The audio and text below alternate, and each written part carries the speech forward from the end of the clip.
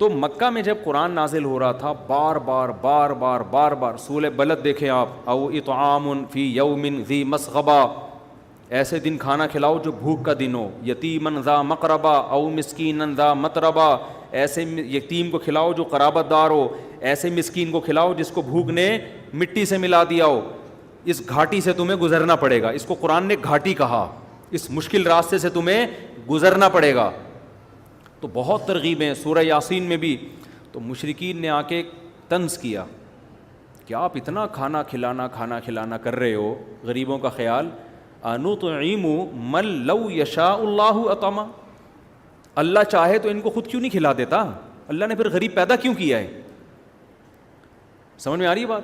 اس کا مطلب کیا ہوا کہ یہ ترغیب صرف مسلمانوں کو نہیں تھی، یہ کس کو تھی؟ بولو، کافروں کو بھی تھی. ورنہ جب مشرکین نے یہ اعتراض نقل کیا اور قرآن نے بھی مشرکین نے جب یہ اعتراض کیا تو قرآن نے ان کی ورڈنگ کو بھی قرآن کی آیت بنا کے نازل کر دیا. اگر یہ حکم مشرکین کو نہ ہوتا تو قرآن کہتا ہے اے نبی ان سے کہو ہم تمہیں کب کہہ رہے ہیں کہ کھانا کھلاؤ، ہم تو مسلمانوں کو کہہ رہے ہیں، ہم جانے مسلمان جانے، تمہیں بیچ میں پڑھنے کی کیا ضرورت ہے؟ لیکن قرآن نے یہ جواب نہیں دیا. یہ اس کی علامت تھی کہ قرآن ان کو بھی ترغیب دے رہا ہے. کیوں؟ ایک طرف ہم کہتے ہیں کہ غیر مسلم ایمان کے بغیر عمل کرے گا تو وہ قبول نہیں ہے، دوسری طرف ہم کہتے ہیں قرآن ان کو بھی کیا کر رہا ہے؟ ترغیب دے رہا ہے. اس پوائنٹ کو اچھی طرح کھوپڑی میں بٹھائیں. اصل میں قرآن جو ان کو ترغیب دے رہا ہے یہ وہ ساتھ ساتھ ایمان کی بھی، کہ کھانا کھلاؤ ایمان لا کر. اب ایمان کا تذکرہ کیے بغیر کھانے کا تذکرہ کیوں ہو رہا ہے؟ اس لیے کہ قرآن یہ مان رہا ہے کہ صحیح طرح سے کھانا جب ہی کھلاؤ گے جب کس پر ایمان لے کر آؤ گے؟ اللہ پر. تو قرآن نقصانات بیان کر رہا ہے، اللہ پر ایمان نہیں لے کر آتے، اس وجہ سے تم غریبوں کا خیال کرتے نہیں ہو. تو یہ اللہ پر ایمان نہ لانے کا ایک بہت بڑا نقصان ہے. تو قیامت میں تمہیں ڈبل سزا ملے گی، ایمان نہ لانے کی بھی، اور ایمان نہ لانے کی وجہ سے سوسائٹی میں جو فساد پیدا ہو رہا ہے اس کے بھی تم مجرم ہو، اس کی بھی سزا تمہیں ملے گی. سمجھ میں آ رہی ہے بات کہ نہیں آ رہی ہے؟ اس کی مثال ایسے جیسے آج ہم غیر مسلموں کو کہتے ہیں، ہم غیروں کو جو غیر مسلم ہے نا ہم ان سے کہتے ہیں کہ آپ جو اسلام قبول نہیں کر رہے ہیں نا اس کی تو سزا ملے گی آپ کو. اسلام قبول نہ کرنے کی وجہ سے انسانیت کو جو تباہی کے دہانے پہ آپ نے لا کے کھڑا کر دیا ہے اس کی مستقل سزا ملے گی آپ کو، کیونکہ یہ دونوں ایک دوسرے کے ساتھ لازم ملزوم ہیں. تو اسلام کو تباہی سے انسانیت کو آپ کو تباہی سے بچانا پڑے گا، اور تباہی سے بچانے کے لیے آپ کو اسلام کی طرف آنا پڑے گا، کیونکہ اسلام کی طرف نہ آنا اور انسانیت کی تباہی یہ دونوں ایک دوسرے کے ساتھ کیا ہیں؟ لازم ملزوم ہیں. تو ایمان نہ لانے کی سزا میں ایک وجہ یہ بھی ہے کہ آپ انسانیت کے دشمن ہو. آپ دیکھ لو نا جو لوگ ایمان نہیں لے کر آتے، خاندانی نظام کیا کر دیا انہوں نے؟ تباہ کر دیا. زنا معاشرے میں کیا کر دیا؟ پھیلا دیا انہوں نے. نشہ، شراب، ہر دوسرا. آج وہ آپ لوگوں نے چند دن پہلے خبر سنی ہوگی نا، وہ شراب پی کے کوئی بہت بڑے آدمی تھے اپنی بیوی پھڑکا دی انہوں نے. وجہ کیا ہے؟ اگر آپ مذہب کو فالو کرتے تو مذہب آپ کو شراب پینے کی اجازت نہیں دیتا، لہذا آپ اس بحث میں ہی نہیں الجھتے کہ پینا چاہیے کہ نہیں پینا چاہیے. آپ نے مذہب کو فالو نہیں کیا، آپ خامخواہ کی بحث میں لگ گئے کہ پینے سے کیا ہوتا ہے. اب جب ہو گیا تو وہی یہ ہوتا ہے پینے سے. اب وہ جو جس کو مار دیا وہ واپس ہو سکتی ہے؟ ہم تو اس بحث میں ہی نہیں. اللہ کا شکر ہے میں نہیں پیتا، اللہ نے بچایا ہوا ہے.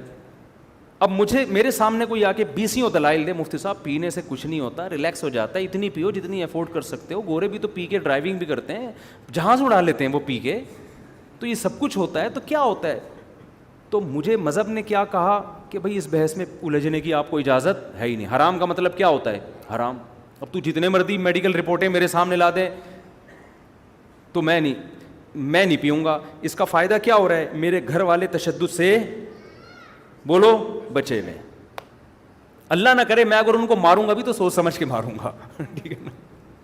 ماروں گا نہیں، لیکن ایک مثال دے رہا ہوں. ایسے نہیں ہوگا کہ مارا اور پھر ابے یہ کیا ہو گیا یار، یہ کیا ہو گیا، یہ تو بندہ ہی مر گیا. انشاءاللہ ماروں گا نہیں کہ اس کو بھی لوگ کلپ بنا دیں گے بھائی ان کا پروگرام ہے پٹائی لگانے کا. ایک مثال دے رہا ہوں میں. پینے والا تو کچھ بھی کر لیتا ہے.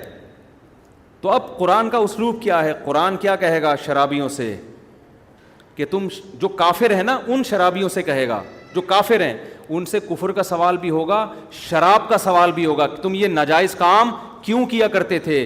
تو وہ یہ نہیں کہہ سکتے ہم تو اسلام لائے ہی نہیں تھے, تو ہم اس کو ناجائز سمجھتے ہی نہیں تھے, اس لیے اللہ تو ہم سے صرف اسلام کا پوچھ, ہم سے شراب کا نہیں پوچھ. اللہ کہے گا نہیں, دونوں کا پوچھوں گا, کیونکہ اسلام لانا جو تم پر واجب تھا اس کی ایک وجہ یہ بھی تھی تاکہ تمہارے اندر اخلاقی برائیاں پیدا نہ ہوں. اب پیدا ہوئی ہیں تو ان اخلاقی برائیوں کا حساب الگ سے ہوگا. اس لیے اصول فقہ کی کتابوں میں یہ بڑی بحث ہوتی ہے کہ کافروں سے اعمال کا حساب ہوگا کہ نہیں ہوگا.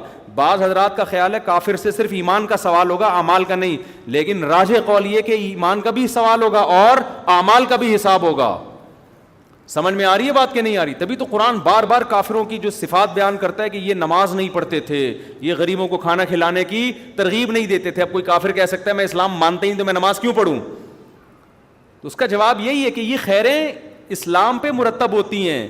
تو اسلام نہ لانے سے جو نقصانات ہوئے ان میں یہ کہ رب کو بھی بھول گئے اور رب کی مخلوق کو بھی بھول گئے تم. اب تو اس سے سمجھیں, نبی صلی اللہ علیہ وسلم جب مکہ میں کھانا کھلانے کی ترغیبیں دے رہے تھے اس وقت غیر مسلموں کی تعداد مسلمانوں سے کئی گنا زیادہ تھی. تو اس سے پتہ چلتا ہے یہ ترغیب غیر مسلموں کو بھی ہے اور غیر مسلموں کے لیے بھی ہے, یعنی کھانا غیر مسلموں کو کھلایا جائے گا, اس لیے کہ مسلمان تو بہت تھوڑے سے تھے. تو غیر مسلموں سے جو کھانا کھلانے کا مطالبہ ہو رہا تھا وہ مسلمانوں کو تھوڑی ہو رہا تھا کہ مسلمانوں کو کھلاؤ.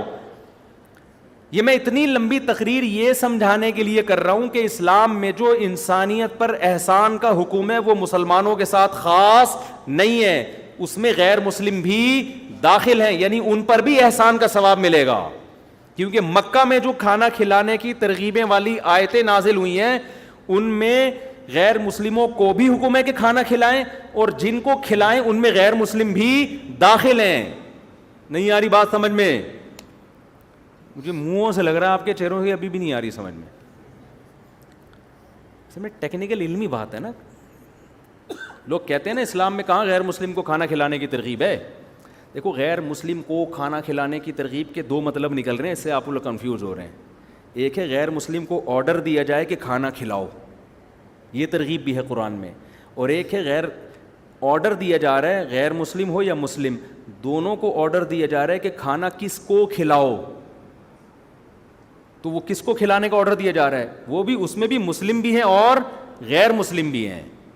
سمجھتے ہو؟ یہ سمجھانے کے لیے میں نے اس آیت کو اتنا ڈیٹیل میں جا کے ڈیفائن کیا ہے کہ مکہ میں سورہ یاسین نازل ہو رہی ہے, مکہ میں نبی صلی اللہ علیہ وسلم ترغیب دے رہے ہیں قرآن کے ذریعے کہ کھانا کھلاتے کیوں نہیں ہو تم, کھانا کھلانے کی ترغیبیں کیوں نہیں دیتے.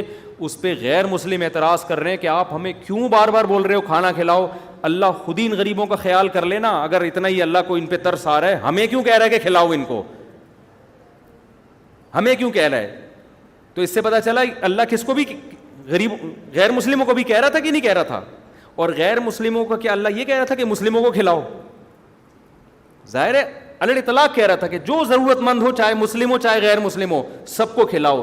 تو اس آیت سے دو باتیں ثابت ہوئیں کہ کھانا کھلانے کی ترغیب مسلم کو بھی ہے اور غیر مسلم کو بھی, اور جس کو کھلایا جائے اس میں مسلمان بھی ہے اور غیر مسلم بھی, سب کو کھلانے کا ثواب ملتا ہے. کھوپڑی میں بات آ گئی. ہاں ایک وہ غیر مسلم ہے جو حربی ہے, جس سے آپ کی لڑائی ہے, جو میدان جنگ کا دشمن ہے, اس کے پر احسان کی اسلام میں کوئی ترغیب نہیں ہے.